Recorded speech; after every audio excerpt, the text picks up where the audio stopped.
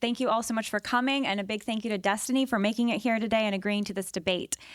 Before we dive into arguments today, I want to tell you about one of the bravest people that I know, my friend, Lila. When Lila was just 12 years old, she was taking a walk to a supermarket. She was kidnapped and raped in Mexico City. After a suicide attempt, she was taken to the hospital where she learned that she was 13 weeks pregnant. The doctor urged her to abort, telling her that she shouldn't have to live with the consequences of her rape. But Liana asked him this question that left him speechless. She said, "Will abortion take away the rape? Will the abortion make me feel safe again?" Liana chose life. She gave birth at 13 years old, fought through post-traumatic stress disorder from her assault, worked as a cashier while finishing high school, and by 16 years old was providing for herself and for her daughter. She would end up graduating from UCLA, my alma mater, and she started a nonprofit to support assault and abuse survivors. She says something that I will never forget. Liana says, "I've never seen in my daughter the face of my assailants. She's an individual who had nothing to do with that. 2 lives were saved. I saved my daughter's life, and she saved mine." Liana's story frames tonight's question that we are here to debate. Should abortion be legal? Here is the core case that I present. It is always wrong to intentionally kill an innocent human life. Abortion is the act of intentionally killing an innocent human life. Therefore, abortion is always wrong and must be illegal. Let's be clear about what abortion actually is, because it's often used in conversations and debates euphemistically.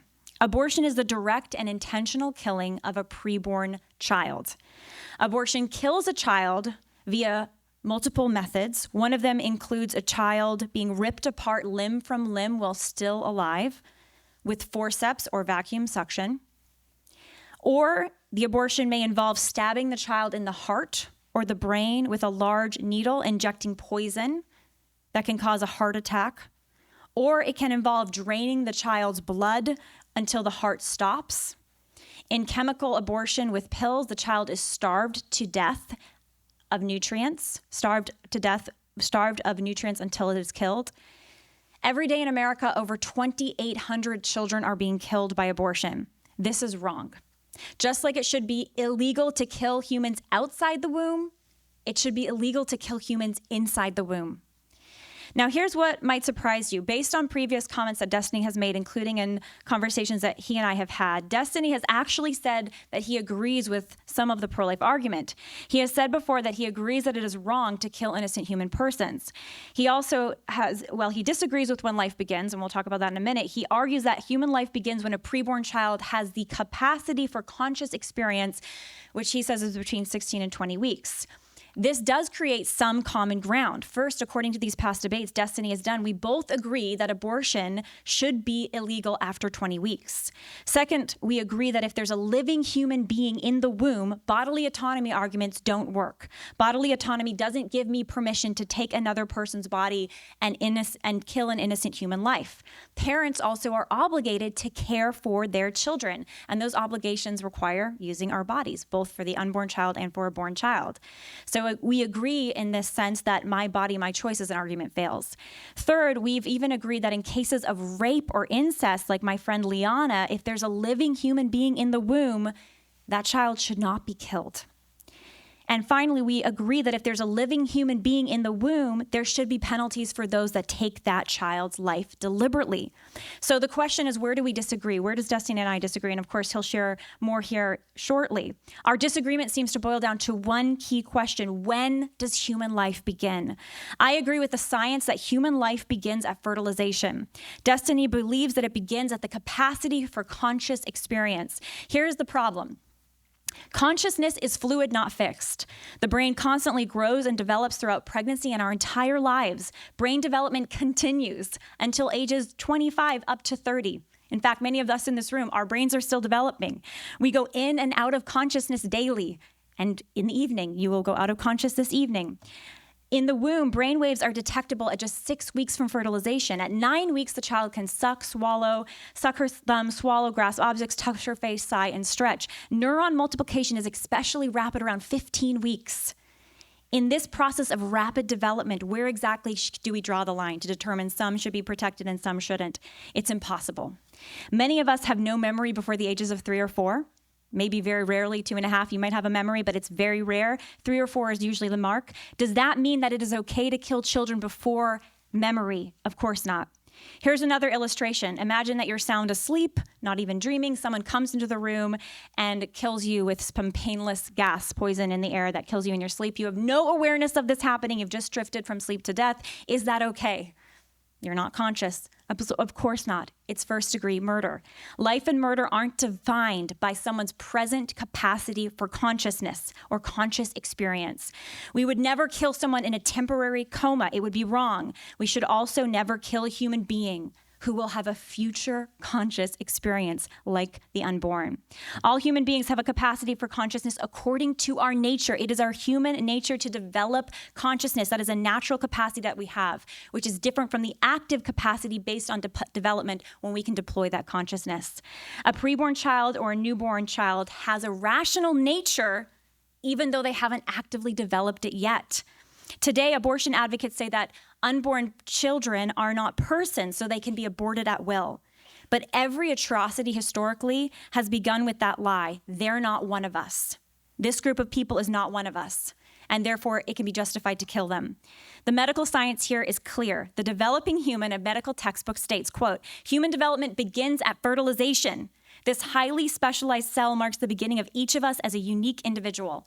And even Peter Singer, who is a avid pro-abortion advocate who even supports ending the lives of newborns within the first 3 to 6 months, especially if they have a disability. He thinks that's morally illicit. He says, there is no doubt from the first moments of its existence, an embryo conceived from human sperm and eggs is in fact a human being.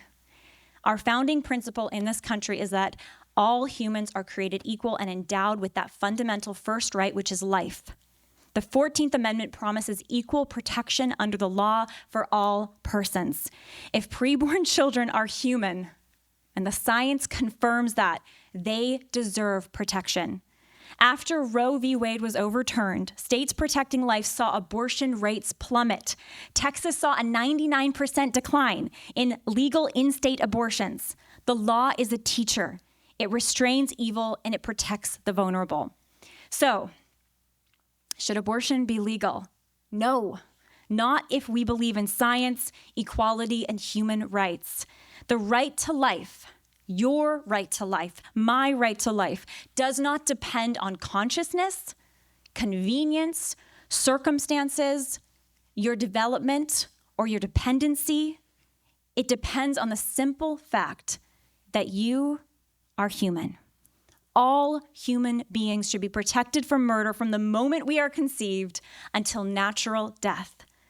So let's choose life, let's protect the preborn, and let's build a culture where every child is loved, welcomed, and protected. Thank you.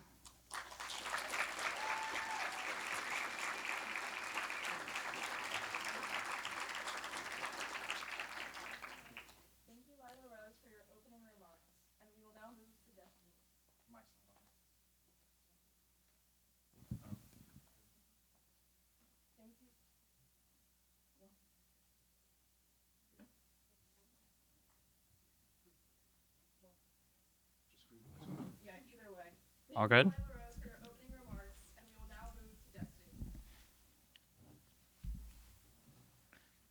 Good to go? Person is the name that we give to the complex emergent phenomenon generated by the underlying physical structures of the human brain. To pretend otherwise is to strain one's imagination and force one to adopt a position that is both unreasonable and unintuitive. At times, it's possible to over-intellectualize things to the point of absurdity, like a painter taking a step back to look at his entire canvas, or a composer putting down his pen to play and listen to what he's crafted so far. It's good to occasionally take a step back and explore intuitions to ensure they haven't strayed too far from what is reasonable and what is real. If we have a clear and unambiguous ending for a thing, such as a person's life, then why not investigate that ending to see if we can get any hints as to how it begins? Let's ask ourselves, when do we consider a human person no longer a human person, but just a human body? Is it after their corpse fully decomposes? Is it when their heart stops beating? Is it when they lose a limb? Of course, we all know the answer to this question. It's when their brain loses the ability to host the mind. We could consider, is it truly the brain that's so special? But of course it is. There could be no other answer. If I replaced your arm with a bionic prosthetic, are you still a person? What about both arms? What about your heart? Or how about your eyes and ears? If you awoke in a mad scientist laboratory and he was going to separate your head from your body, but he only had the technology to keep one of these two things alive, would you choose your body or your head? Anyone who's played Wolfenstein 2 will know the answer to that question.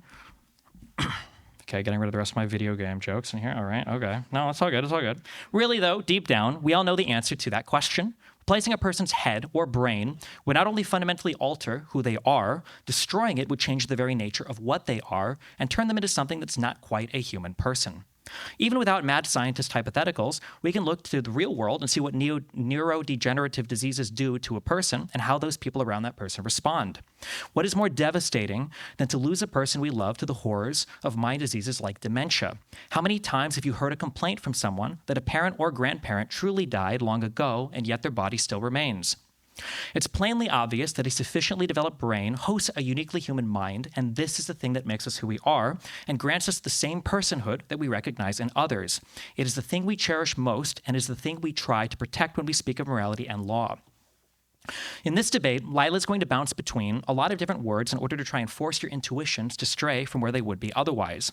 She'll casually swap words like child and fetus and embryo and human and person in order to confuse and obscure, but make no mistake, this confusion is not by accident, it's by design.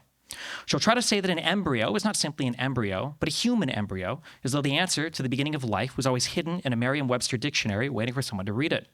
I have a feeling that if the answer were that simple, we probably would have solved this debate a long time ago.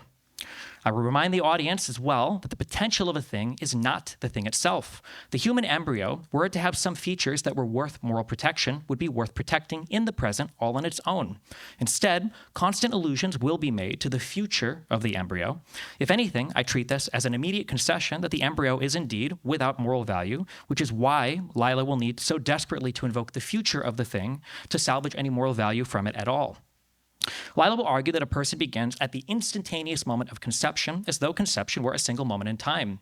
What is she even defining conception as? Is it the moment the egg recognizes the sperm to permit entry? Is it when the egg no longer permits the entry of any other sperm? Is it when membrane fusion has fully finished? Is it when the first set of chromosomes have made copies of themselves, or is it after they've divided into pairs? Conception is just as much a multi-stage process as pregnancy, and to pretend as though there is one spark at a very precise moment in time that defines the entirety of conception is to scientifically misunderstand and misstate the process. Lila will argue that unique DNA is what makes us human, but for some reason this doesn't apply to hair or skin or any other cells in the human body.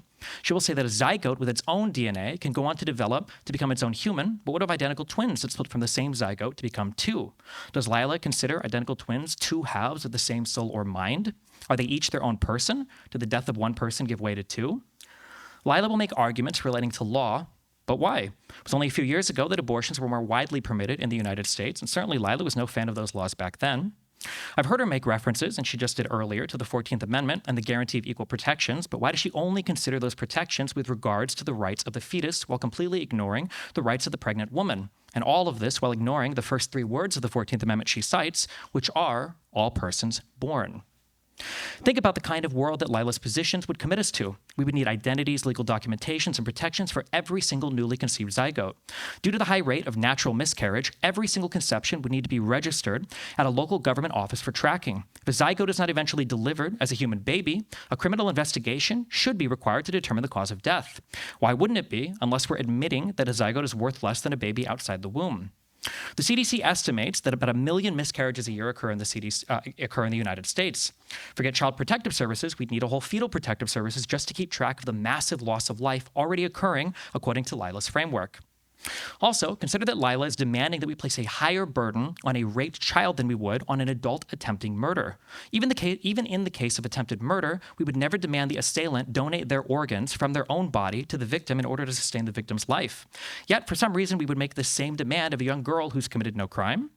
Far from mandating parents to donate blood or tissue to their children, we actually have special carve-outs for groups like Jehovah's Witnesses that bar their children from receiving life-saving blood donations.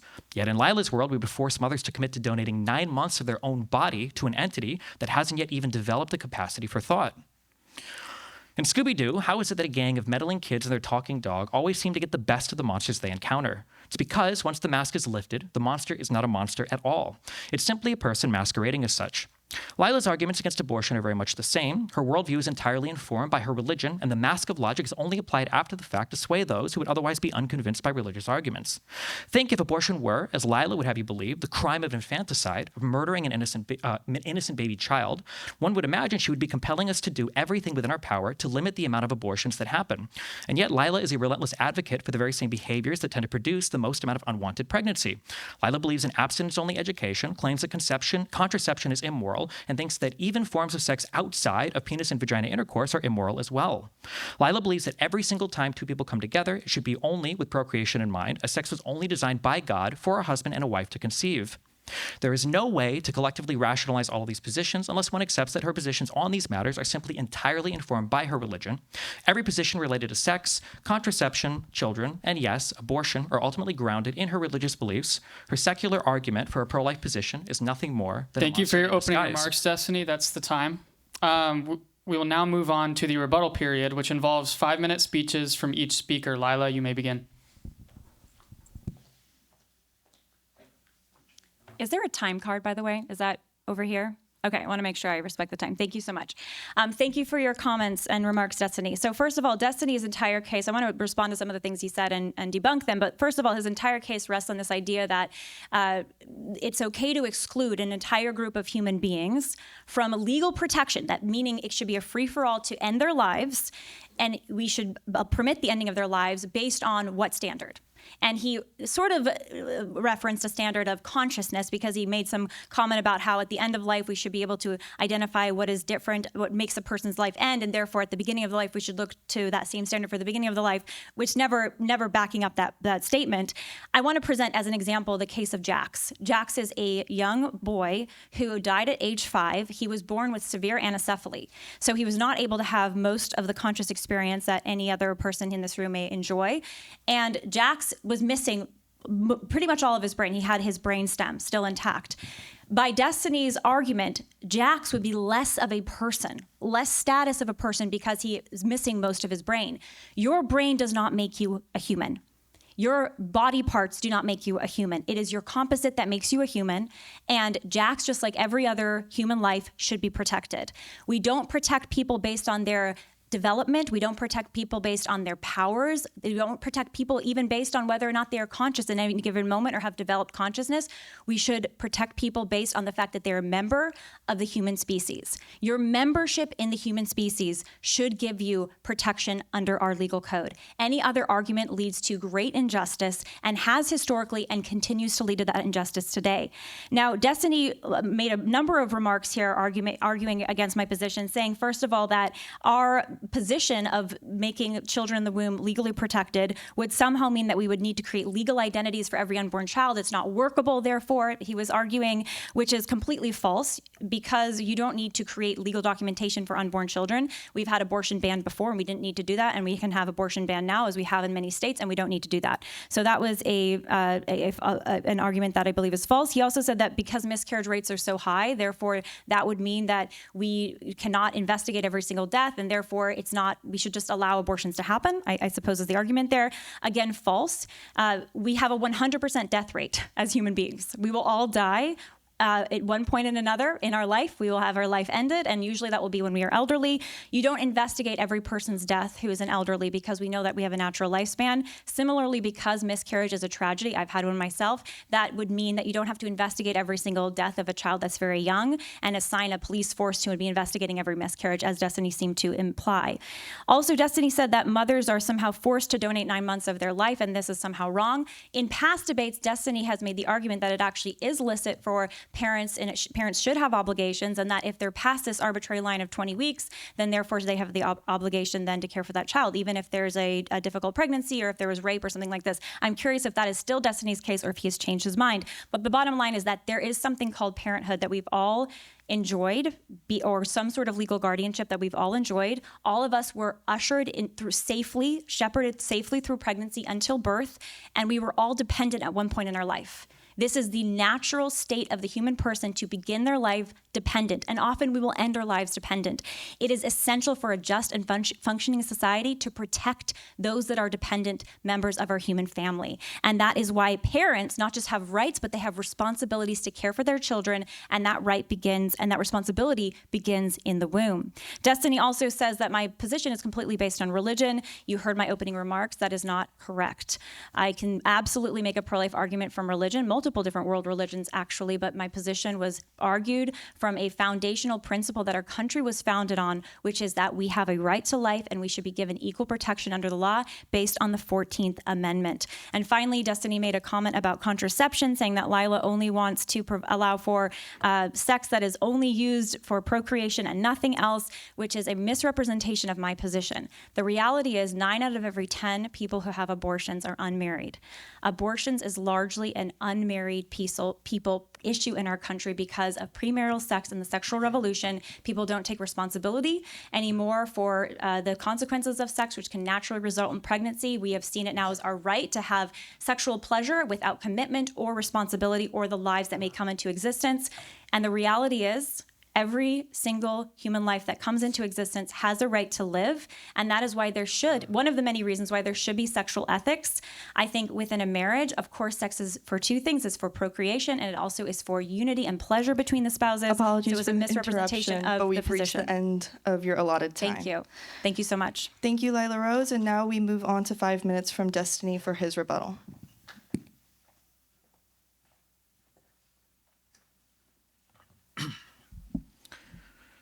So one of the statements that Lila makes is that I'm claiming that it's okay to exclude entire groups of human beings. I will say that we do bracket different rights for different human beings. If you're a minor, there's a whole bunch of things you're not allowed to do. You can't sign contracts.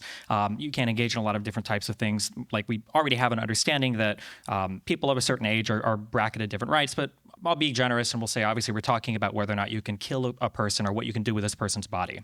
I will say that when we look at people who are in permanent vegetative states that are never coming back, when they've been kept on life support for some amount of time and we see that there's no more brain activity, we do terminate the vital functions of those people. If you look at a corpse that is a human corpse, the same rights are not extended to the human corpse that is extended to a living, thinking, breathing human being. So clearly there's something more at play than just being a human or just having a human body. The thing at play is very clearly the capacity to deploy our minds. It's our minds, the things that we are. When we speak of harm, we always speak of a person being harmed. If I separate my arm from my body and somebody does a whole bunch of things to my separated arm, I wouldn't even refer to that thing as me anymore. It would just be my arm. But who is me? Who am I referring to? It's clearly the mind that's being deployed by my brain.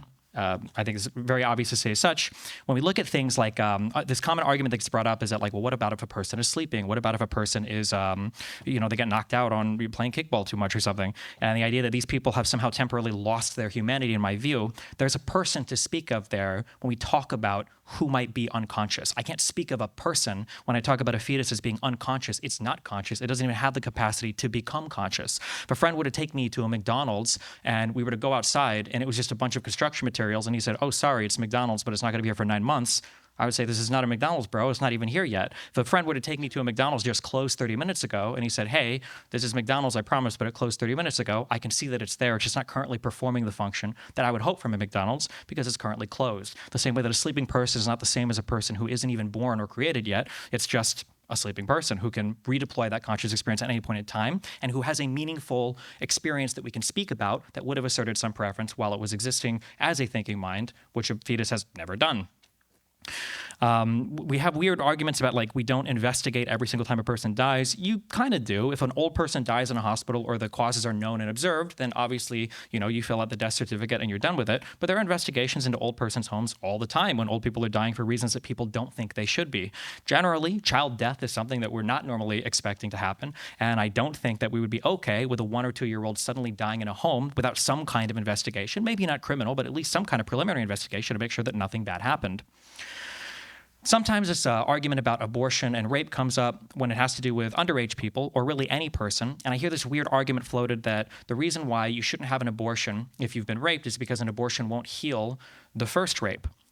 I truly don't understand this argument. When I go to the doctor to heal a wound, I'm not looking for them to get rid of the pain of the initial wound. I'm hoping that I don't have to endure additional infection or other complications related to said wound. If a person is raped and as a result of that rape, they are now pregnant, when you're having an abortion, you're not looking to undo the conception. You're looking to undo the following 7, 8, 9 months of having to carry a child that you never even wanted in your body in the first place.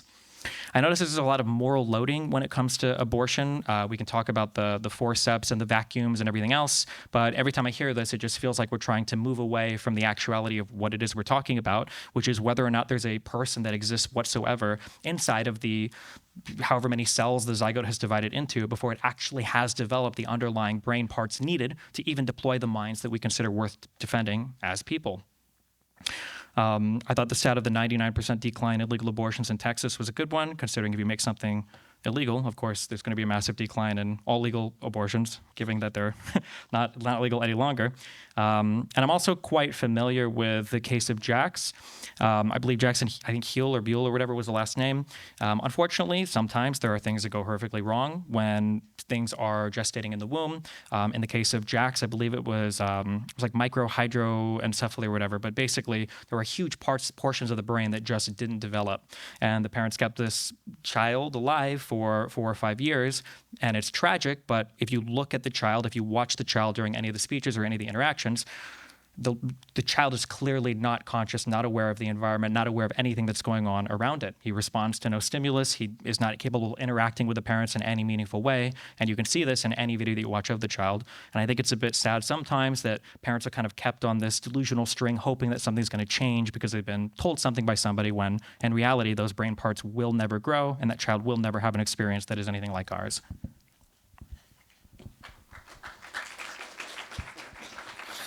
Thank you, Destiny, for your rebuttal. We will now move on to the cross-examination portion of this debate. In this segment, Destiny will have 5 minutes to ask questions to Lila, who will respond in real time. And then the roles will reverse, where Lila will have 5 minutes to ask questions to Destiny. You may begin. Do we go To the podium. back to our You guys are welcome to stay in your seats, yeah. Okay, you're mic'd on live? Yeah, okay. Yeah, okay. I don't think her lab is active. Do you want me to grab that mic? Oh, Testing. Okay. So do I go first or does Destiny go first? I go. Okay. Excellent. Okay, we Great. good? Reset my time. Is it reset? If I could, please. Okay. Okay. You claim to be able to argue this topic from a rational, secular perspective. So then I would ask you, like I ask myself with any position that I hold, what would it take to change your mind on this topic? It would take to prove that abortion does not take an innocent human life. What would Which it is take to impossible because that's what it's designed to do. What would it take to prove to you that a life doesn't begin at the very moment of conception, or that the mind is required, or is there anything that could move you on any of Yeah, this? I mean, if the science conclusively said, oh, we were all wrong, the science doesn't show that life begins at sperm egg fusion when a single cell embryo comes into existence, and somehow that was somehow completely wrong for, decades, hundreds of years even now, then I'd look at that and say, wow, that's such an interesting thing that it's wrong. And then we would look at, well, when does life begin? If somebody could imbue you with the ability to have memories of every single moment of your life, even before your brain would ordinarily record memories, and the first memory that you had was about 20 weeks in the womb, and you couldn't possibly remember being a single-celled zygote without the capacity for any kind of sensory input or any kind of memory at all, would that change your mind on it at all, or no? No, I don't think memory is what gives me value as a human being or legal protection. I mean, when someone gets Alzheimer's, very tragically, my grandmother, towards the end of her life, suffered from dementia. It wasn't clear if it was full-on Alzheimer's or not, but she lost almost all of her memory. And she was just as much a human person as she was when she had her memory intact. And it would have been morally wrong and should be illegal to take the life of my grandmother. Should women who have a high chance of miscarriage be banned from trying to conceive? No. So even if it was 50% chance of miscarriage, is there any other world where we would accept two adults engaging in a behavior that killed a child half the time it happened? For the same reason that I don't think that we should ban people. It's Margaret Sanger as an example, right? The founder of Planned Parenthood. Her argument was that we should not permit those that were less fit to breed, to have children. And she actually wanted a two-child policy. She wanted to sterilize. She actually proposed, and she actually was successful in having forced sterilizations of those that she saw as mentally unfit.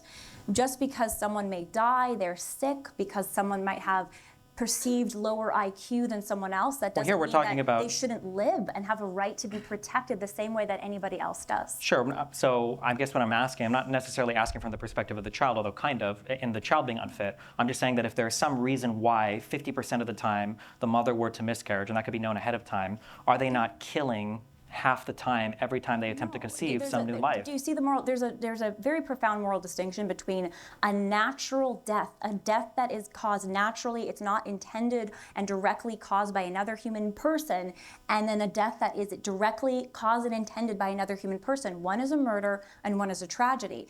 In life, people die. We will all die, whether we are miscarried before we were even born, or we die at age 10 or age 20, or we hopefully live to be 100 years old. But the fact that you will die, whether very young or very old, doesn't change your humanity or your parents' right to, in love, conceive you and bring you into the world forever, however long or short that may be. But there's no other circumstance you can think of where somebody could engage in a behavior that is so reckless that they know that there's a 50% chance of their child dying should they engage in that behavior, right?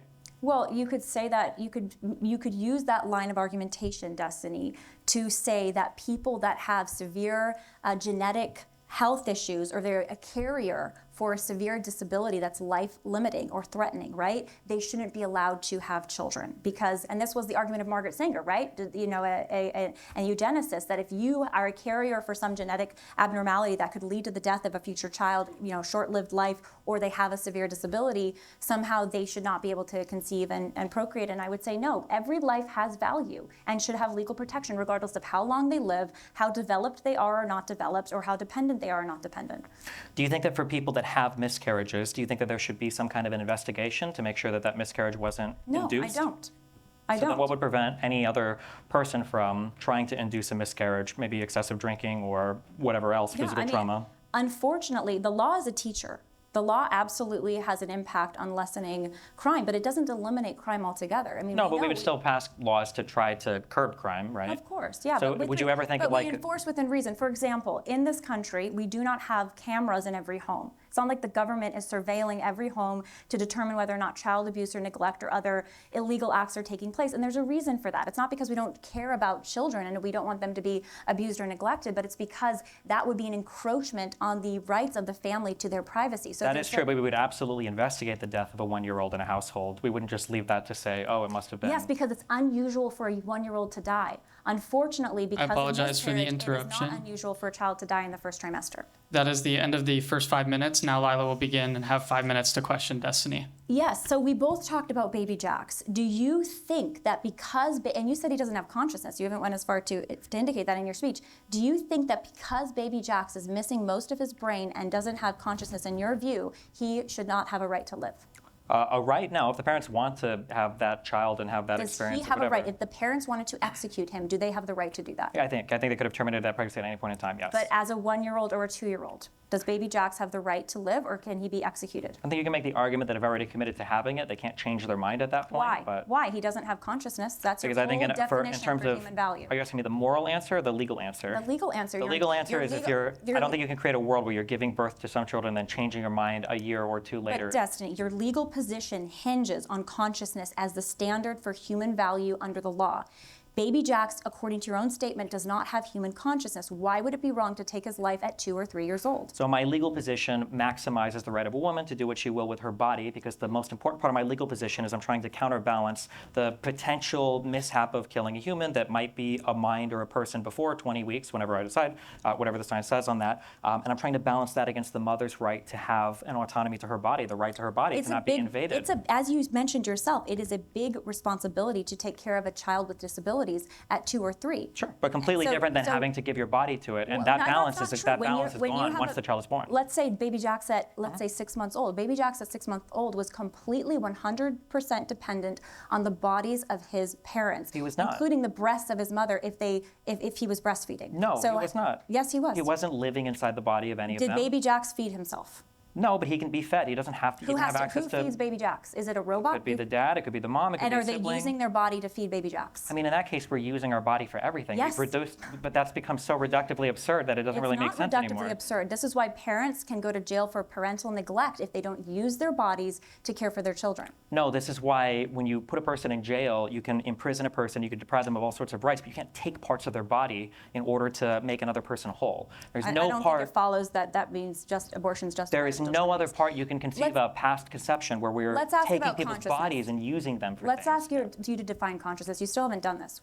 Because this is your entire legal standard for some people that get to informs live my and legal some standard, people that can. No, it is your legal standard for people that get to live and people that get to die. What is consciousness? I think that there are parts of the brain, I think it's called the thalamocorda, whatever it is, but around it's anywhere from 16 to 24 weeks, the parts of the brain that we believe are necessary for deploying a Who's conscious we? experience. When you say we the believe. scientific community broadly, when So they're you're saying. analyzing. So would you say your standard is at 16 weeks that abortion should be I don't know when cut exactly off? it is. You could put it at 16 if you want to be How can careful. it be a workable standard for determining which people are legally protected and which people aren't? How is that Because we have possibly a workable gradients in standard? law all the time. There are plenty of things where we might not know the exact moment, so we back it up to a particular moment in time. We could say 16 weeks and make it you're there. here saying that abortion should be legal.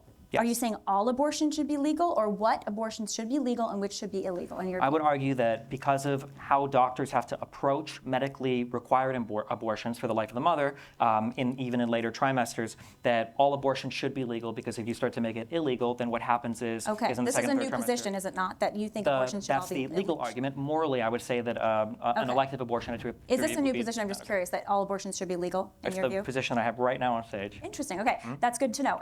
Do you think that a woman having an abortion of a baby at 34 weeks old because she no longer wants to be pregnant, there's no severe health issues or anything, that should be legally permitted in this country? I would say it's immoral, but it should be legally protected. Okay, do you think a baby at 9 months old, moments before birth, it is legal to kill that? It should be legal to take the life of that baby? My only contention here is I'm pretty sure in those cases they would just deliver the baby. I don't know. Well, they if would you- want to kill. I mean, you can deliver the baby at 34 weeks and the baby can survive. It's a Sure. high So chance I don't of know if they survival. would. I don't know if they would ordinarily kill the. Well, let's baby just or say, do deliver they it. have the right in your country? The where legal abortion right? is totally The legal, legal right, yes. probably, but the moral right, I would say no. So It's why immoral. would you restrict infanticide the day after delivery of a baby? Why would you legally restrict that, if you even would, Because there's no versus more- a day before birth? Because there's no more counterbalancing of the woman's rights to her body with the right of a child to live. So you would not legally restrict you would legally restrict infanticide. Yeah, I think killing babies is bad generally. But what if a mother does not want to care for that newborn She can baby? give it up for adoption or turn it over to the state. What if the state doesn't want to care for that newborn baby? When we're in a different country with a different legal system, I have to think of a Do different. adults have responsibilities for children? Generally speaking, yeah, we Do they have recognize the those. response? Do adults, generally speaking, have the responsibility to use their bodies to take care of children? To use their bodies? Yes. No, we go to work and stuff, but we don't Who's use going our to take care of bodies. this baby that's being placed for adoption? An adult has to take that. You don't put it in your body and take care of it that way. But they still have to use their body to take care of this child, to feed and nourish and house this child. Is that not true? It's a difference in kind of action. I'm not asking about difference in kind. Of asking if you think that adults have a responsibility generally to take care of children. To take care of children, yes. To use their body like that, no. So they don't have Apologies to for move the their interruption, bodies, but they we've just stay reached the still. end of this segment. Thank you. Thank you both for that period of cross-examination. Now we will move into our 10-minute moderator-led discussion where Aaron and I will each ask Destiny and Lila 2 questions.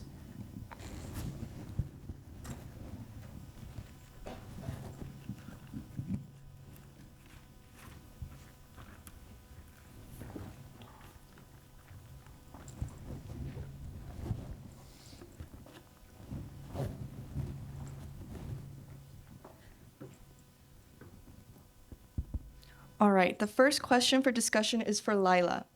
How do you view crisis pregnancy centers that disguise themselves to appear as medical reproductive clinics? Instead of offering legitimate healthcare, these facilities aim to dissuade women from receiving abortions or even general contraceptive options. They do this by spreading misinformation or using scare tactics. Do you see this as acceptable, or do you find it hurtful towards your cause? It is false that pregnancy resource centers falsely misrepresent themselves. They are pro-life centers. They provide options for women, which includes support for carrying a child to term and parenting a young child, as well as adoption referrals. And I think that is real empowerment for women and real support to respect the dignity of the human person. And I think it's really shameful that there have been some very dishonest pro-abortion media attacks against these nonprofit centers that are doing incredible work in communities to serve low-income families. And instead, historically, we've spent money to abortion facilities in chains like Planned Parenthood and not funded the care of our young families. I think pregnancy resource centers are doing incredible work and deserve our support, and we should actually be defunding abortion facilities and closing them and giving our support to centers that actually support human life and dignity. Thank you for that response. Hi, Lila. Within the fight against abortion, there's been some division over how the law should treat those who participate. Some believe that both the abortion provider and the mother should face criminal penalties, while others disagree. What is your position on this issue, and how can we go about bringing unity within our movement? I think that there should be criminal penalties for those that intentionally and willfully take human lives. And that can be the abortion provider, certainly, and that can be a mother and or a father. So I don't think that we should be giving anyone special immunity just because they happen to be a female or a male. I think that if there's willful and intentional, with full knowledge, pursuit of the killing of an innocent human life, there should be legal penalties for that. Thank you very much, Lila, for your answer. Now Julia will ask Destiny her first question. My question for Destiny is, pro-life advocates at times contend that allowing abortion sends a message that human life is disposable, and that this cultural mindset contributes to wider social problems. From a pro-choice standpoint, how do you respond to this idea that abortion leads to a broader erosion of the value we place on human life? Yeah, I would argue that every time these questions are brought up, it seems to only consider life from the moment of conception, which they'll just give, as an assumed given, but then it never really balances the rights of the mother, whose body now has to be a host or a gestation incubator for, a thing that they might not want to have anything to do with for the rest of the 9 months. I think that that's an argument that is fully informed by your view on abortion. I think that if you believe that life is a human life that should be protected at the very moment of conception, then obviously all forms of abortion would be something that would degrade human life in general. But I think if you sit on the other side of that and you look at how people speak about babies, they speak of them as responsibilities or consequences or punishments for engaging in immoral sexual behavior, well, then it feels like the degradation of human life is coming more on the pro-life side, and that instead conception is basically just weaponized against women as another form of social control. Thank you for your answer. Okay, Destiny. So you've argued in previous debates as well as this one that human value begins with their first conscious experience. Scientific literature, however, does not have a consensus on this time frame, even though it's suggested around 16 to 20 weeks, as well as there's no definitive means of measuring consciousness. Shouldn't the ethical and legal default be to protect life rather than to risk the death of an innocent being who you have admitted would be deemed as valuable? No, I think that sometimes we just have to make tough calls on rights that we dole out to different individuals. The one that I brought up before was the distinction between adults and children. There might be some children that have better mental faculty at 16 than some adults do at 25 or 35 or 55, depending on how crazy the adults are. But this is still a call that we have to make, that we have to roughly bracket off. I know that the counter argument to that is basically, well, aren't you here risking something of a far greater harm, that you might be killing a potential life? But again, I say that it's a balancing act, and the idea that a woman would have to endure a 9-month pregnancy just on the off chance that something at 1 or 2 weeks has a mind like ours that's even worth protecting, I think is a price that some people are too willing to bite the bullet on without fully considering. I think that if that same type of thing could be imbued on a person, that if there was a magical pregnancy wand that imbued you with all the traits of being pregnant for 9 months without the baby, if a person was coming to you with that wand to touch you with it, whether you're a man or a woman, I think most people would say you'd have the right to kill that person before they even got to you. But for some reason, when it comes to conception, that's just a thing that every woman is just expected to bear with no say over what goes on inside of her body. Thank you, Destiny, for your answer. We will now move into our concluding statements, which will be 3 minutes for each speaker. Destiny, you will begin with 3 minutes, and Lila, you will conclude afterwards with 3. After our concluding statements, we will move into our final period of student Q&A. Thank you, Destiny. You may now begin your concluding statement. Do we go podium or?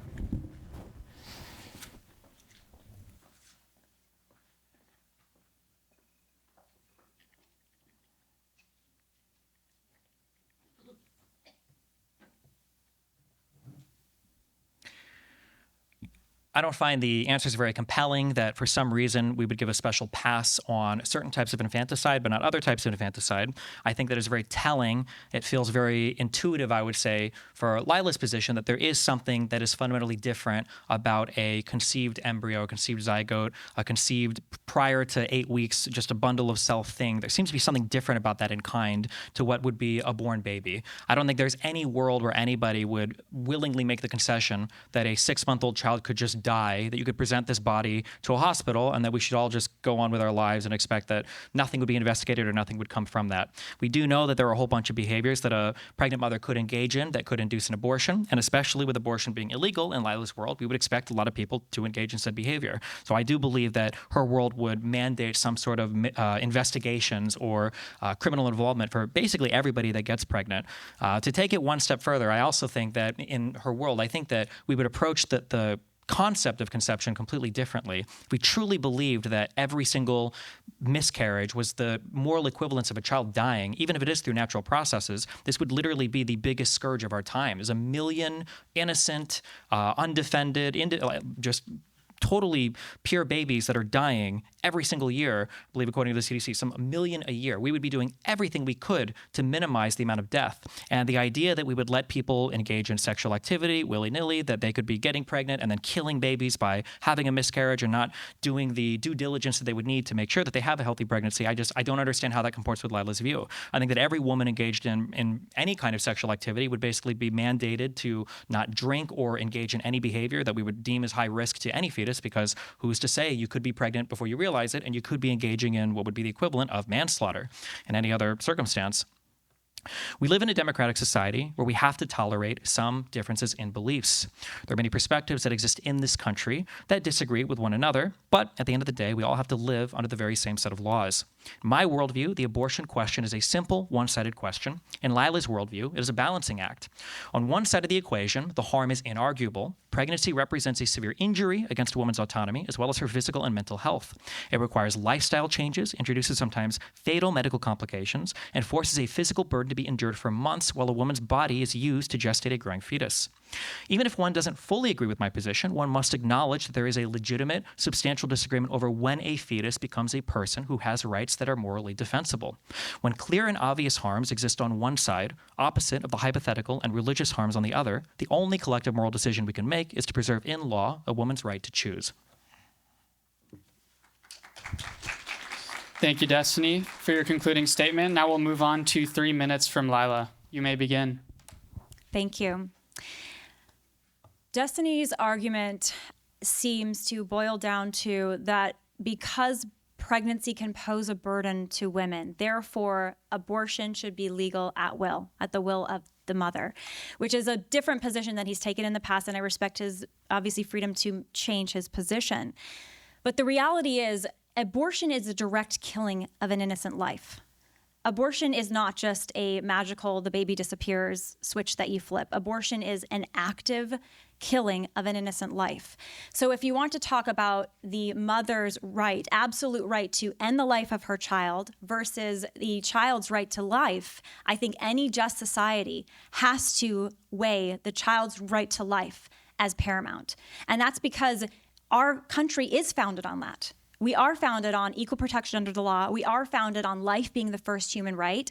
And the reality is that we all came into this world dependent, defenseless, and completely in need of nurture and help. We all came into the world this way. And to live in a world that says your dependency, the dependency that you have on your mother, in the case of obviously an unborn child, is the reason that you should not be protected legally anymore because you're so dependent, because women have this responsibility now as a mother to carry, to safely usher that child till birth. And then if they want, they can place for adoption, but they still have the responsibility. Even at birth, a child is still valued and needs the responsibility of the mother to carry that child safely to a safe harbor. That's why it would be illegal for a mother to give birth and just put a child in the trash in our current legal system. The reality is we all started life dependent. Many of us end our life dependent. And our humanity is what gives us value and rights. It's not our ability to be strong and independent. If we use that standard, the worldview that Destiny is positing and arguing for ultimately is a worldview of material utilitarianism, to say that if you are strong enough and independent enough, then you have a right to live. But if you are dependent and you are not strong enough, then others who are stronger and you are dependent will have the right to kill you. And that, I believe, is an unjust world that has led to the horror of today's abortion rate of 1 million children being killed every day, every year, 2,800 children being killed every day. What kind of world do we want to live in? Do we want to live in a world that sees human life as valuable and believes that human rights exist for all humans? Or do we want to create arbitrary standards? In this case of Destiny's position, birth is his standard. It isn't even consciousness anymore. He left that standard to the side, and now it is birth. Birth is the standard for human rights in Destiny's position. And I believe that is an arbitrary standard that is wrong and that has led and is leading today to the great injustice of abortion. The bottom line is any one of us, all of us, need to be protected at some point in our life. You will be dependent even as a person of middle age at some point. Maybe you're in a hospital. Your dependency on other people is ultimately not does not remove you from value. We've reached the end of your allotted. Thank you. Your dependency actually is part of your humanity, and every human life deserves protection. Thank you. Thank you, Bo.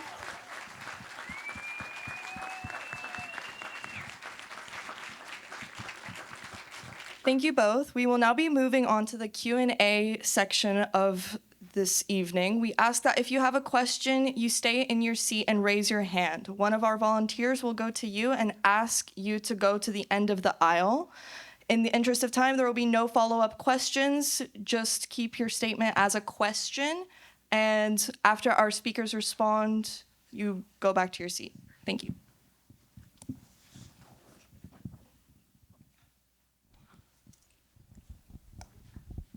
Good evening. Thanks to the both of you. Sorry? What? Okay. Good evening. Thanks to the both of you for coming out and doing this for us. My question is directed at Destiny. If you believe homosexual couples can have surrogates to have a baby, should they be allowed to abort the baby if, let's say, 2 months into the pregnancy, they decide that they don't want it anymore? I mean, it really wouldn't matter where the baby comes from. If it's prior to that, especially 16-week cutoff, I'd say, yeah, anybody can make that decision. Okay, thank you.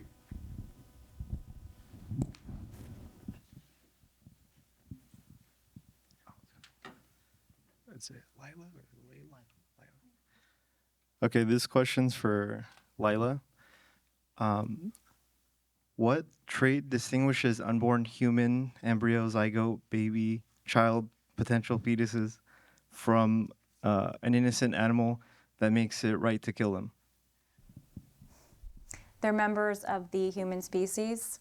So under the law of biogenesis, if you have human parents, then you are human.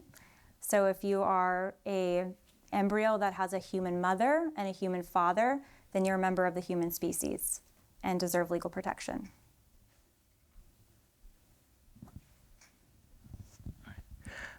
This one is for Destiny. First of all, big fan, and I got that Wolfenstein reference. Really appreciated that. I want to respectfully ask you, if we intuitively understand that it is immoral for a pregnant woman to drink alcohol knowing she's pregnant to the extent that it would disable her child, then why would it be immoral to disable a child in the womb but not to kill a child in the womb? Because you're not causing the harm to the developing fetus, the harm will be caused to a future person that will basically inherit that harm. So if you engage in a behavior and it leads to, let's say you decide to have an abortion of an 8-week-old, there would be nobody to speak of that's been harmed. If you start drinking alcohol and then you have an abortion later, then you would say nobody was harmed. But if you are setting somebody up to be damaged in the future, that would be immoral, not because you're damaging anything right now, but because you know you're committing a harm to a person that will be there in the future.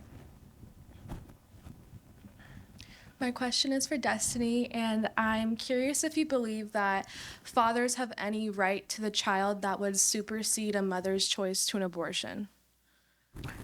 Do fathers have rights to a child that supersedes a mother's rights to an abortion? I would say, unfortunately, in this case, probably not. It's just because of how, I guess, God has doled out our roles. Like the mother is the one whose body has to be used for gestation. The man can't share in that responsibility, so it would probably be the mother's call exclusively. Why would that be unfortunate? You said it unfortunately. Why would that be unfortunate? Well, it's unfortunate because life isn't fair, and unfortunately, genetically or biologically, we dole out different roles to different people. I think the conversation would be much different and much more interesting if men and women had an equivalent chance of getting pregnant. But because all of it falls to one side, the moral burden, then I would say that probably the decision-making all falls to one side as well. My question's for Destiny. Destiny, how does your view of specifically consciousness not erode the idea of human equality? And so, like, specifically, right, if our value is based on our consciousness, as Lila stated in her opening, that's in flux. And so even if you believe that someone with, let's say, Alzheimer's or something does deserve the right to life, wouldn't your view at least imply that they are less of a valuable human being than someone that doesn't have Alzheimer's? And wouldn't this erode the idea of human equality? I don't think it erodes the idea of human equality at all, because I mean, all of us theoretically can start to have, neurodegenerative diseases like Alzheimer's disease. When it comes to dealing with people who are reaching, especially the end of their life, I mean, we literally make these types of decisions, and we already have like medical terminology. So DNRs, do not resuscitates, are already things that exist for people who have reached advanced stages of certain diseases that they can elect to sign. When it comes to Alzheimer's disease, my understanding is one of the more common ways that these people basically die is as the brain degenerates and they lose a lot of motor control. When they swallow, there's a lot of like bad stuff that goes between the airway and the normal tube for having food, and they get infections, they develop pneumonias, and all of this. You can infinitely resuscitate a person, or not infinitely, but over and over and over again to keep a person alive. But at some point, when you realize the mind is degraded enough, you kind of make a decision that like, okay, well, if this is how it happens, then this is how it's going to go. But that's in the case of like more permanent mind damage, like Alzheimer's disease. When it comes to people sleeping or waking up, like I go back to my McDonald's analogy, like a McDonald's that closes and then opens again the next day, there's a McDonald's there to speak of. When you go to sleep tonight, you're not disappeared from reality. Like people know who you are. You've asserted some level of preferences. You could be woken up like pretty immediately. There's a person there to speak of. And even if you didn't feel any physical pain, we can still say there's a moral injury or a moral harm by ending your life because there's a life to speak of there that belonged to a person that was worth defending. For somebody that's never come into consciousness before, it's hard to even speak of who's being harmed besides a collection of cells that isn't even aware of itself yet. Hi, this is a question for both of you guys, sort of. So mainly for Destiny. I'm sure you're familiar with what Clinton said about abortion, that it should be safe, legal, and rare. I'm wondering how you feel about people getting multiple abortions, like 6 or 7 in 1 year. And I don't know the statistics, how like common that is, but how do you feel about that and the idea of creating laws that enforce and prevent multiple abortions? And for Lila, would you be open as sort of like a compromise to accept a law that limits people's ability to get abortions? For mine first, if it's before that 16-week cutoff, then I guess I wouldn't really care. It'd be the same as contraception to me. There's a lot of religious people that view Plan B as being the equivalent of having an abortion. If it's after that point, would you make limitations for it? I mean, I'm sure at some point there would be, I mean, if I'm telling her that she would have to begin investigations for, miscarriages, then in my worldview, I would have to commit to some kind of an investigation for, a second or third trimester abortion. I imagine there would be behavior that if you would engage in it enough, at some point, there would be a mandatory check-in or to figure out what's going on.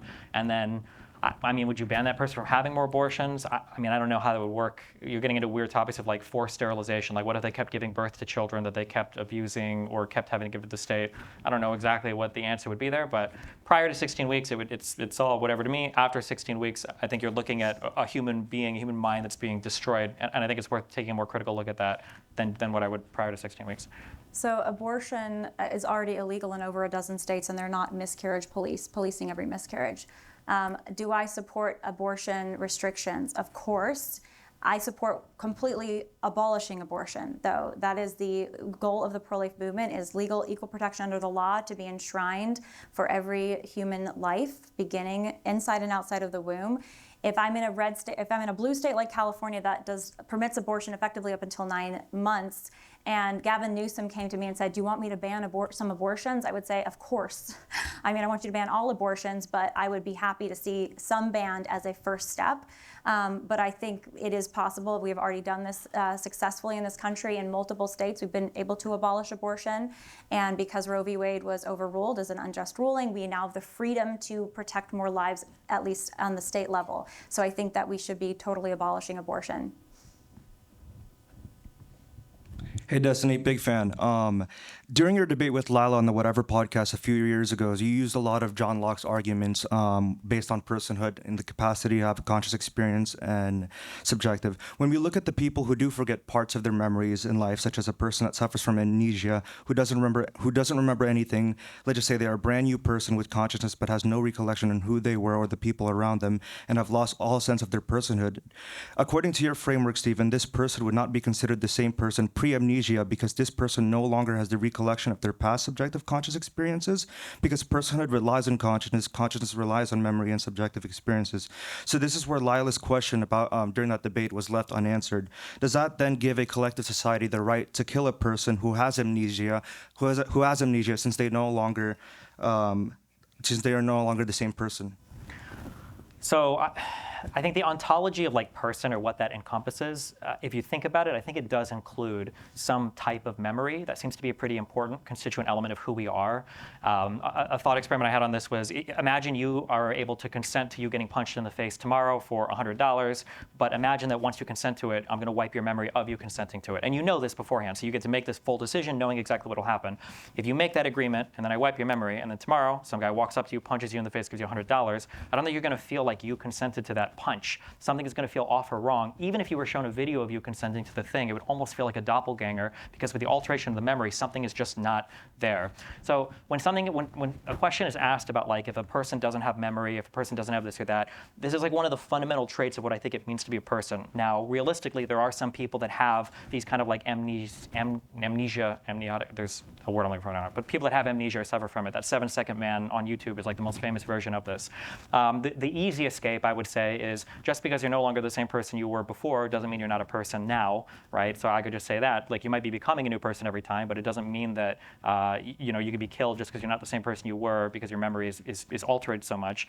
The more difficult approach is, I think you truly, at some point, there are things that we can strip away from a human mind where I think we would fundamentally consider this person something completely different. If you could imagine the removal, zombies, I guess, are a really good example. If you could alter a mind such that, they only experience anger, they just want to bite people and turn them into other zombies, and they have no capacity for speech or empathy or whatever, like at some point, would you consider the body that's trying to attack you, in a zombie-like manner, is this a human anymore? I think it gets really hard to answer that question. I would say we're looking at something that's ontologically different than what I would consider a person to be.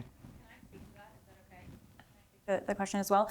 I think if you are defining personhood as dependent on your memory, your ability to have memory, or your ability, of course, to have consciousness, whatever varying degree you pick of consciousness, then yeah, you have serious philosophical issues, because all of a sudden, is that still the person, like you just asked, after an amnesia, that their person that existed before, is this now would it be a new legal person because it's now a completely wiped free brain, and now you have to completely have a new legal person in place, and are the rights of that person now different? Again, these are the kinds of pretzel mind games we fall into when we create an arbitrary standard for humanity. And to say that your development of your brain or the capacity for you to be deploying consciousness or your memories or all of these fluid definitions, because the reality is it's very hard to have one definition. Even Destiny was not able to define consciousness under one definition. And so to say that your moral worth is dependent on this really non-existent definition so far of consciousness is a really dangerous path. And that's why it leads to things like, well, baby Jacks could be executed at 2 or whatever it is. It's a far better position to say if you are human, then whether you're conscious or not, whether it's deployed or not, whether you have memory or not, doesn't matter. If you're a human, that's enough. You possess human rights. Thank you. Hi. Firstly, I just wanted to say thank you, Destiny. All the liberals out there, appreciate everything, all the work you do, me especially. Question is directed at Lila. I believe you have a very extreme stance, wanting to make abortion completely illegal, and the topic of medically necessary abortions and what constitutes medically necessary abortion, as well as how that decision is made. Is it made with the mother and a doctor, and et cetera, et cetera. But would you say, because you also stated that sex outside of marriage with the purpose of recreation or not intending to have a child or carry it to term, would you, if you could legislate it, would you make sex outside of marriage illegal? No, of course not. Because I think people have the freedom to do things that, are morally wrong, and not every moral wrong should be illegal. But moral wrongs that should be illegal have to do with fundamental human rights, like your right to live. You can't enjoy any other human right, like freedom of religion or freedom of speech, if you're not alive and you're not protected from lethal violence against you, which is the case of abortion. It's lethal violence against a child. And you referenced medical, you used the term medically necessary, I think, abortion, and the reality is abortion is not medically necessary. And that's not my opinion. That's thousands of medical experts who say that, both in the United States and globally. And I've worked with pro-life OBGYNs, and we work with them regularly at Live Action, who say that you can love them both in a medical setting and care for both mother and baby.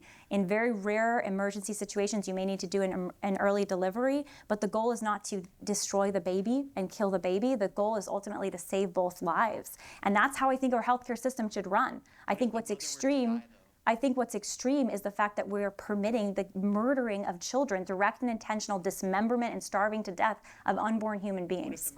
What if the mother was to die, even though it's before 16 weeks? You're saying, what if the mother were to die? In what case? You're saying in a medical emergency, the mother may die? You can deliver the baby from the right? What if the mother's to die? As I said, in an extreme emergency situation where there's no other solution except an early delivery, that can be morally illicit. I'm sorry, there's no more follow-up But the goal there is not to kill the baby. Wait, would you make it illegal for at 8 weeks, woman is pregnant, she's going to die if she carries through the pregnancy, and you can't deliver a viable fetus at 8 weeks? Would you make that type of abortion illegal? So this is a hypothetical that's been used multiple times, and I've worked with, again, thousands of medical professionals to talk about this. There's a whole American Association of Pro-Life Obstetricians and Gynecologists who work with high-risk pregnancies.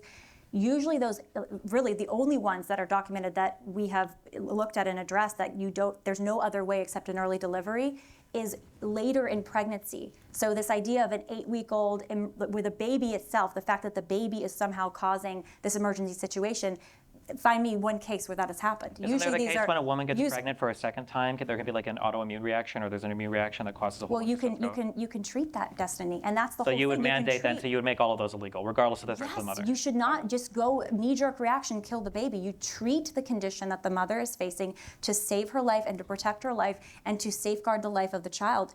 When in every possible case, the issue with our healthcare system is that if there's any issue, if the baby, literally, my nephew was missing his hand in utero. They found this out at the 20-week scan as an example, right?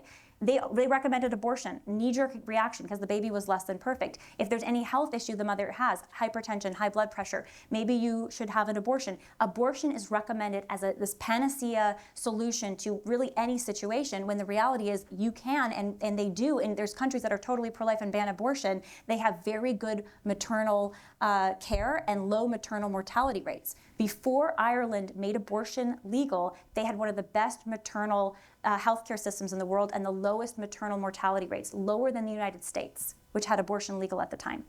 So you can care for both patients. Hey, thank you guys for coming out. My question's for Destiny. Earlier, you tied personhood to the body's and specifically the brain's capacity to host the mind. That being super important to your definition of personhood. With birth coming into play now at this stance, it can change a little bit, but I'm curious, if someone were to have such as Alzheimer's or dementia or a traumatic brain injury, and their body, and specifically their brain, lost all capacity to host the mind, which in your terms seems to define their personhood, which gives them their right to life, would that injury or that disease that removed their capacity to host their mind and thus their right to life, would they then lose their right to life? And not in a case to where if, they just die, we don't resuscitate them like a DNR, but would we be then legally permissible and legally allowed to then deliberately, like in the case of abortion, not just let their life end, but take their life and end their life because of that status of their brain and their mind? Yeah, I think we essentially already do this with people who are comatose or who are like in a permanent vegetative state. Like the body, like the equivalent to killing them, I guess you no longer feed them, but we already make these decisions when the person's mind is clearly unable to come back to any kind of conscious state. Hi, my question is for Destiny, but Lila, I'm a huge fan of yours. Thank you for coming. Destiny, follow up on the earlier question about fathers. Do you think that fathers have equal responsibility to their children as the mother? And if so, how do you reconcile that the child in the womb is equally the father's and the mother's to only allow the mother to decide whether or not to have an abortion?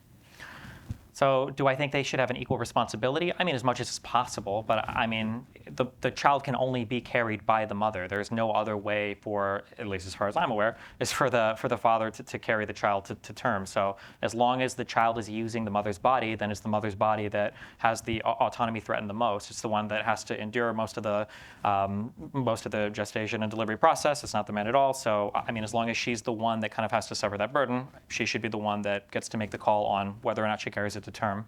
Even though the baby is not 75% the mother's, it's 50% the mother's and 50% the father's.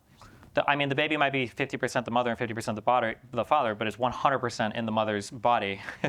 But it's also 50. It's 100% also the father's child, right? It's also his child. It might be. Somebody could own a safe that I have more than half the money inside, but if it's their safe and it's their combination, they're the ones with access to it. They're the ones that move it around. The father can have 50% of the genetic material, but the mother is the one that has to endure. A father can get a mother pregnant and then just completely leave and vanish forever. Mother doesn't have that luxury. That's not even a potential for the mother to do because she has to carry the baby to term, and there's no way to share that responsibility. Should the father have to pay child support? Should the father have to pay child support? Even if he would prefer abortion, but she's insisting on not. There's a difference between a moral question here and a state question. Legally. So legally we mandate the father pay child support because when the courts are looking at the child, they only care about the concern of the child. So it's not more is it fair to the mom or is it fair to the dad? It's just child support should be paid because the care of the child that's what the state has the biggest interest in. And I think that's probably fair. Generally, it takes two to tango. But even if he wanted the abortion, he's on the hook for 18 years of child support. Sure. There might be some argument to be made if you have a written statement or something saying if I get pregnant, I will have an abortion or whatever, and then if the mother decides not to, then the father might have some financial option there, but it would have to get into that territory, I guess. Hi, you guys did a great debate. You guys, it went by really quickly, I feel like. My question is for Lila. Do you place, the baby's life higher than a woman's? In the case of Adriana Smith in Georgia, where there was abortion bans, and they used her as an incubator, even though the baby was 6 weeks. What is your stance on that? So no, the baby's life does not take priority to the mother's life. I think this is something that gets lost sometimes in these debates. I think they're equal in value, and they should both be treated as patients in a medical setting. And in the case of Adriana, she was deceased, and they were using her body to continue to shepherd that baby until the baby had the opportunity to be delivered. And then the transfer of care could go to another adult to take care of that infant. And I think that's a wonderful thing.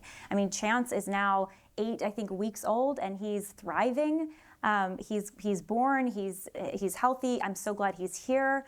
And to say that he should have been killed because his mother was also killed in that tragic accident, I think is completely wrong and unfair to Chase. Hi, Lila. I'm a big fan of your work from Live Action, so I have a question for you today. Today, you've made the argument based on a secular view from biology, ethics, and constitutional law, but I know you're also a religious person. So for you, is your religious conviction more powerful in persuading you against abortion than your secular support? And should that be the case for society, even though we're not a theocracy? Thank you for your question. So when I was in high school, and I started Live Action at 15, so it's been a while, I went through a period of time where I wasn't sure if I had any religious belief, or I was exploring different religions or lack of religion. And during that time, I was just as passionately pro-life.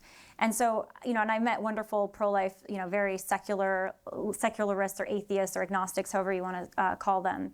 And so I think that I believe that my faith absolutely makes me passionate about love and loving God and being loved by God. And I do think that it's very clear that faith teaches that life is sacred and made in God's image. And I think that a society that sees that is going to be a healthier society that can flourish more, not just in eternity, obviously, because eternal souls are online, but in this life. But I also think that you don't have to base your argument on religious belief or articles of faith. You can base it on natural law, what can be perceived by any of us, and it's not an article of faith. So in the case of the identical twins, can you explain what you believe is happening there in terms of life and souls? Like, does one life become two, or if you believe that life begins at the moment of conception, what's happening there? I think life begins at the moment of fertilization, and when there is twinning that happens, then it can actually come and become two lives, which is actually an incredible miracle. So I'm not sure are you asking about when the soul then? Well, I guess it's interesting to me that, like, if we believe, because at that point then it wasn't a life at the moment of conception. No, it was after it split, and then it became two. And it split and it became two. Yes, and it's an incredible miracle. Like an amoeba. Yeah, it's amazing. Yeah. Okay. Yeah, it's absolutely amazing. And sometimes they don't split and they're born as Siamese twins, and they're still, miraculous lives that should be protected. Thank you, everyone, for your participation and asking questions. This will be the last question for the night, just to specify. Hi, Destiny. So my question is, to what extent does the capacity to feel pain factor into someone's personhood? If hypothetically being aborted was more painful than pregnancy, would that change your perspective? I don't think pain is a great indicator of much of anything. It's hard to quantify, and I think a pain sensation, like to see like an organism respond in some way to a sensation, is a lot different than the understanding of pain or suffering. I don't even know how you'd begin to measure up like one versus the other. I think I'd be really uncomfortable saying that like this person should die because they experienced less pain or more pain than another person. I think I would have to, I don't know if I would factor that in as much when you're talking about like ending lives. Yeah, I think pain is an indicator, obviously, of life, but it's not the definition for life. So, yeah. I believe this concludes our allotted time for the audience Q&A session. Thank you once again to Lila Rose and Destiny for joining us for this incredible event. It has been an absolute honor to host both of you on our campus. Today marks a truly historic moment for Anteaters for Life, and I'm beyond grateful to everyone who has helped make it possible. Before we close, just a few announcements. Anteaters for Life, UCI's pro-life student organization, meets once a month. If you're interested in getting involved, please speak with one of our board members after the event or follow us on our Instagram. If you are a student visiting from another campus, we're so grateful you've traveled to be here. This event is just one example of what's possible when students boldly stand up for life on campus. Lila Rose's organization, Live Action, is helping launch a new movement of campus chapters that educate, equip, and empower courageous young leaders to build a culture that honors life, family, and the future of our generation. If tonight has inspired you and you're ready to bring something like this to your campus, Avenel from Live Action in the back of the auditorium would love to talk to you after the event. Thank you all once again for being here tonight and engaging in this important conversation. Let's give one final round of applause to both of our incredible speakers.